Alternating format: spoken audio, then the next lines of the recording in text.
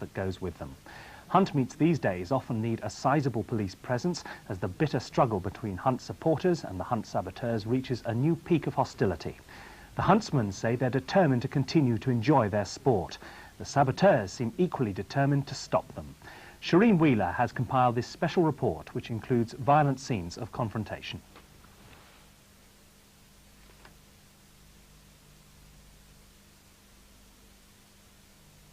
Violence erupts at the Surrey Union Hunt. The confrontation between its followers and supporters of the fox is reaching fever pitch. And tell her this is the last time! As opposition grows more ferocious, the hunters are determined to uphold their ancient tradition. The privilege costs them £600 a year, and they won't give it up lightly. Well, all I can say is it'll be over my dead body before they put us out of business. We will go on regardless.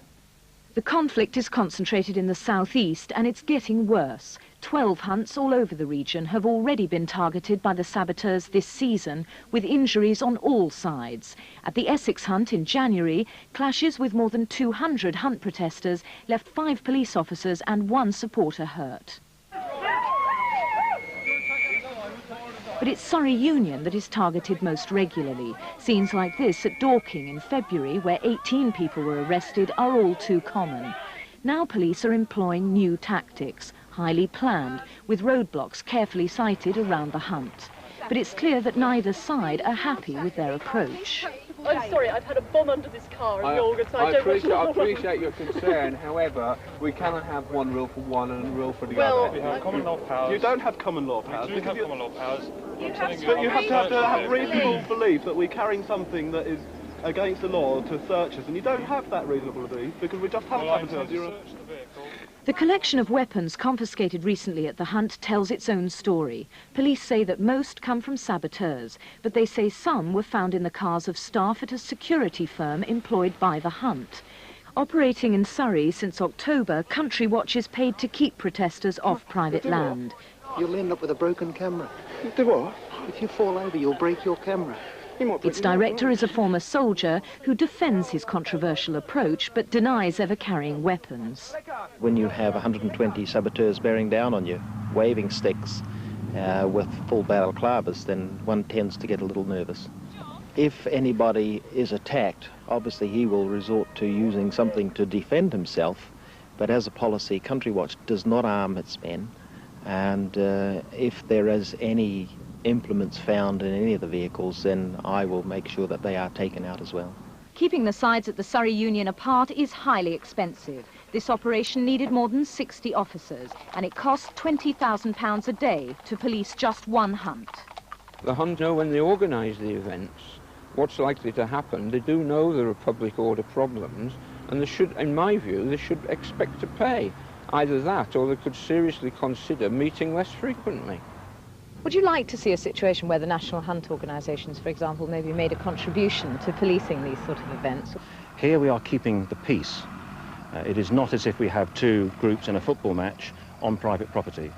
We are out in the community keeping the peace, and that is our role, and that is not something that we can easily charge for. Police say both sides have become more militant. The style of the saboteurs is not unlike guerrilla warfare, stalking the hunt in small groups, and they come from all over the country. From one group, known as the Brixton Mob, there's fighting talk. For years we've put up with being beaten up by hunt followers and abused by the police. The last year we've just refused to give in to this. We defend ourselves now. If we get hit, we're going to hit people back. Said I had my nose broken by the saboteurs, so I mean, you know, there isn't many saboteurs who can actually come out with official claims from the court that they have been injured by the hunt. But neither side is blameless. In Oxfordshire, detectives are investigating events filmed here near Bicester last month. Protesters allege that a supporter of the hunt deliberately drove at them. But those who represent fox hunting nationally insist that the violence is all one-sided. The blame's got to be laid at the door of the saboteurs. We're not violent people. We're law-abiding people going about our legitimate business. They're trying to stop us. But in Surrey, police may soon ask the hunt to meet less often. Some will feel that's giving in to the protesters' pressure. Others will welcome the return of peace to the countryside. Fox hunting has been going on for years, but now police chiefs are warning that the situation is getting worse. Hunts are facing increasingly violent attacks from saboteurs. At one meet a few weeks ago, more than 250 protesters battled with police. In response, some hunts are hiring their own security men, paid stewards who will use their muscle and old laws to keep people away from the hunt. Rupert Seeger now reports on this change of tactic and on the problems posed for the police as they try to keep the peace. The scent of a fox, the cry of the hound. In the past, hunts were an accepted part of country life. Today, they need police protection. Every weekend during the season, the police are out keeping guard. More than a dozen hunts have been regularly targeted by saboteurs. And here at a meet near Chelmsford in Essex, the men in hunting pink know from experience that they can't do without the boys in blue. Already this year there have been violent clashes between saboteurs, the police and hunt supporters. At one meet alone there were 26 arrests for assault, public order offences and obstruction. The job of the police today is to make sure they can stop the trouble before it begins. The hunt is most likely to be ambushed when it's not moving, as here while the hounds work through the scrub looking for a fox to flush out. Having been caught out before, the Essex Hunt now takes precautions, bringing in camera-shy stewards, a group of young men hired muscle for extra protection.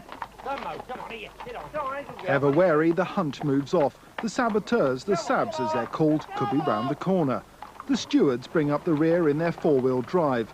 The irony is that far from warding off trouble, the use of stewards has meant more work for the police. They will actually be concentrating on. Today, the Essex Constabulary have 2 hunts to cover.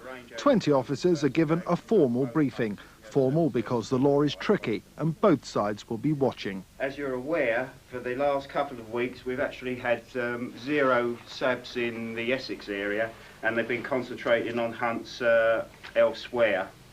But that doesn't mean to say that that will continue today. Just a reminder, as most of you have hunted on a regular basis are aware, the hunts are the hunt saboteurs are well organised. They have access to personnel carriers, CB radios and mobile telephones. They've got good communications, highly motivated, highly intelligent. The Sabs are not the only problem. The stewards can also be a threat to public order. It takes 2 to pick an argument, and the police have to be impartial.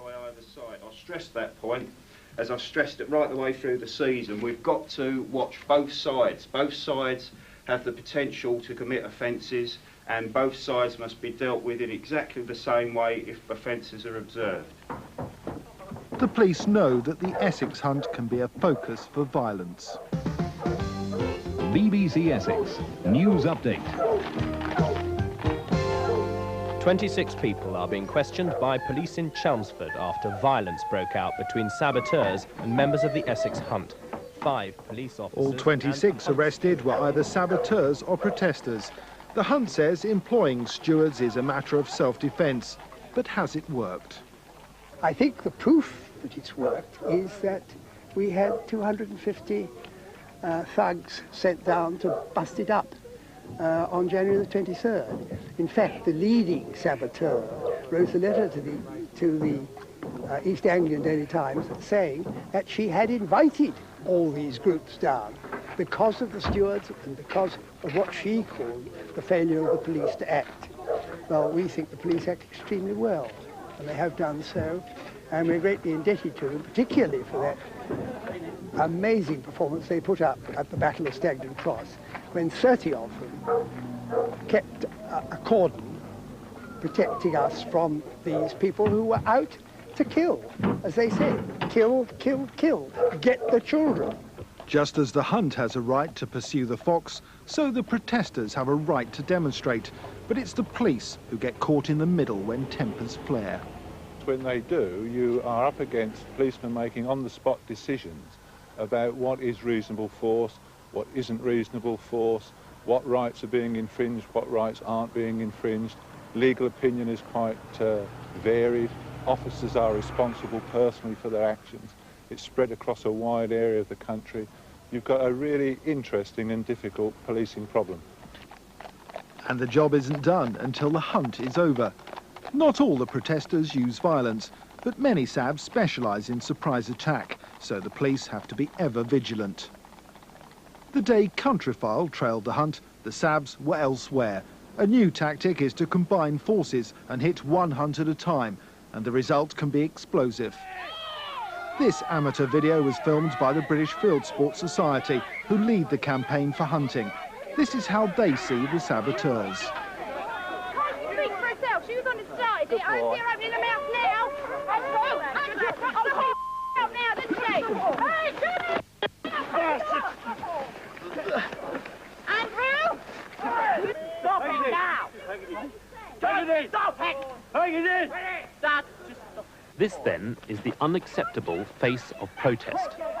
We see no reason why ordinary, law-abiding citizens carrying out a lawful and traditional activity should have to suffer this sort of behaviour. Leave her alone! And tell her this is the last time! All right? Our view is that the general public in the last few weeks and months has seen saboteurs for what they really are. They've seen on television the attacks on kennels. They've seen the masked and hooded people who go about the country with sticks in paramilitary uniforms using shortwave radios to stop illegal activity from taking place. And they're trying to do it by force. And we think that the public who see this on their television sets will have sympathy with our view and that of farmers and landowners in stopping them coming onto private property for purposes of sabotage. The hunt's main tactic is to enforce the law of trespass, under which stewards are entitled to use reasonable force to make people leave. Now, clearly, if the land's private and owned by someone who supports the hunt, they're within their rights. But the hunts and the stewards have gone further still. They say that they're entitled to stop people using paths, even if they're public rights of way. This heavy-handed use of the trespass law is bitterly resented by the League Against Cruel Sports, the respectable face of the protest movement. The people that operate on behalf of the League are not sabotaging the hunt. They're there to obtain photographic evidence of what the hunt is actually doing. We have an office full of photographs, of video film, literally thousands of slides, which show the abuses of hunting. And of course we have to get those somehow. Our people don't go out to disrupt the hunt or to confront it. They go there to record it. And if those people are being stopped, then of course that is, we would argue, is against the law. The stewards should not have a right to do that. The hunt says case law established 100 years ago gives a landlord the right to turf saboteurs off footpaths. The day Countryfile filmed the hunt, we spotted stewards exercising that right, not against saboteurs, but against two rather well-known members of the League Against Cruel Sports. A spokesman for the stewards said it was thought the League members, one of whom was the chief executive, might disrupt the hunt, an allegation strongly denied by the League, who said they only wanted to take photographs. Jim, can you tell me what happened to you? Yes, I've just been onto that public right-of-way there, and these gentlemen here blocked my way and manhandled me to a point where I had to walk away. So my right to walk that footpath has been curtailed today by these gentlemen. And while Jim Barrington expressed his outrage, another League member tried to get past the stewards. By this time there was a large audience. The police merely looked on. Trespass is a civil matter. The confrontation may well have been for the benefit of the cameras, but it achieved its aim. The League say it could be the basis of a test case against the hunt. Such a case would be welcomed by the police, who say the law needs sorting out. One of the analogies that I use when I'm talking to my officers is, say, if you actually imagine this all taking place in a boxing ring, you've got two contestants, you've got the rope around the ring, which is essentially us, and we're being pushed. But we mustn't allow that rope to break to allow enough time for the referee to make his decision. And that essentially is where we are at this moment in time. The referee being a High Court judge? The law. Ultimately, somebody is going to hand down a definitive statement about this, and I suspect it's going to be sooner rather than later, at least I hope so. In an effort to clarify the law, Countryfile has consulted a leading barrister. We were told that the Hunt may be interpreting the law too strictly by ignoring the accepted rights of footpath users. The decisions of the courts suggest that they must be related to the basic activity, which is the public right to travel along the path. But, of course, if you're using it for recreational purposes, you take your binoculars, you go bird watching, and you may stand in one place for several minutes looking at something that interests you. Similarly, you may take a camera with you and take photographs, and that may take a while also. So there are considerations of that sort. But a lot of people might say, particularly landowners, that the purpose of a path is to get from A to B, and anything else should be outlawed. Well, that can't be consistent with the use of paths for recreational purposes, because it follows that you go on the path to actually enjoy the walk. And the enjoyment of the walk is not the same thing as simply going from one place to another. There's a separate concept involved, and when you're enjoying the walk, you're clearly, amongst other things, stopping to enjoy it in a number of different ways. The Hunt rides by as stewards block the footpaths. For the moment, the police are powerless, unsure of exactly whose rights they should be defending, the Hunts, the Leagues or the Saboteurs. Only a test case will resolve the issue.